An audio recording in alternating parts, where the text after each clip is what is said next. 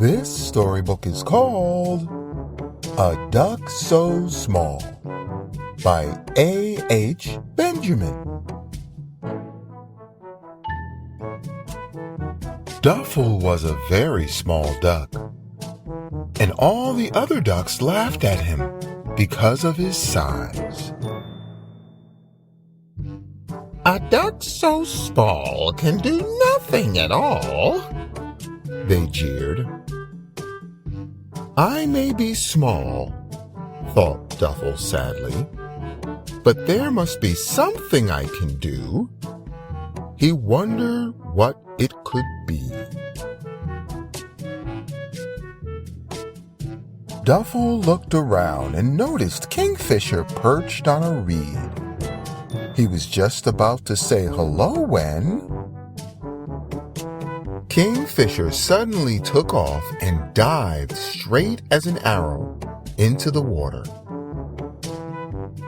Kingfisher is small, thought Duffle, but he dives well.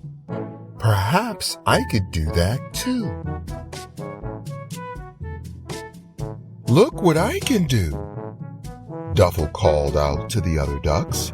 He flew high into the air and came down again like a falling rock. Splash! Duffle hit the water and did a reverse belly flop. Ha ha! What did we say? Cried the other ducks. A duck so small can do nothing at all. Poor Duffle felt very foolish. He climbed out onto the riverbank and wondered what to do next. Duffle saw Heron standing perfectly still on one leg in the shallow water. What good balance she has, thought Duffle. Perhaps I can do that too. Look what I can do, Duffle called as he stood on one leg with his wings spread out. He wobbled this way and that and thud!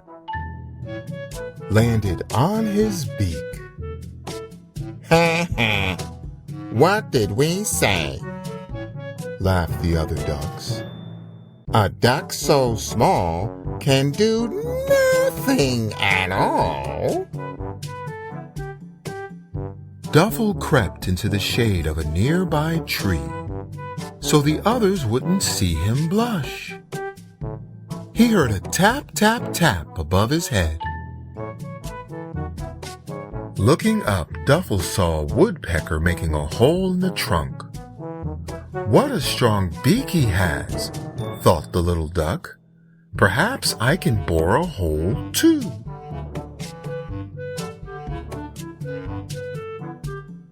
Look what I can do, Duffle called out to the other ducks. He flew up into the tree and perched on a thick branch. Peek, peek, peek.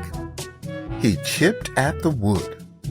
Oops, he cried as he lost his balance. Duffle toppled from the branch and bump, fell to the ground. Ha ha! What did we say? Cackled the other ducks. A duck so small can do nothing at all. All the other ducks were paddling and splashing in the river. But poor Duffle decided to hide in the rushes until they left. That way, he wouldn't have to listen to their teasing. I'm not good at anything. I'm just a small, useless duck, he thought, and a tear rolled down his beak.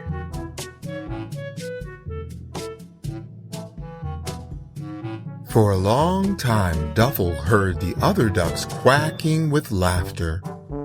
It seemed as though they would never leave. Then he listened again, and they weren't laughing anymore. They were quacking in alarm. Duffle paddled over to see what all the fuss was about. The other ducks were crowded all around a tiny hole in the riverbank where a duckling had gotten stuck. Oh, please get him out, begged the duckling's mother. We will, said the other ducks, but it was no use. They were just too big to squeeze into the hole.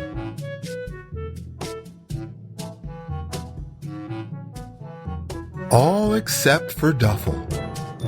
"Let me try," he said, and because he was so small, he was able to reach right in. It didn't take him long to rescue the trapped duckling.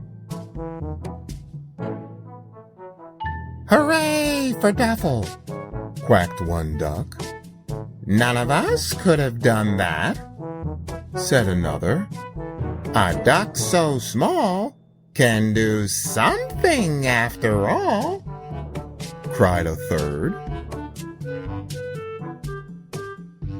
Oh, it was nothing, blushed Duffle, but he knew it was something, and after that the other ducks never made fun of him again.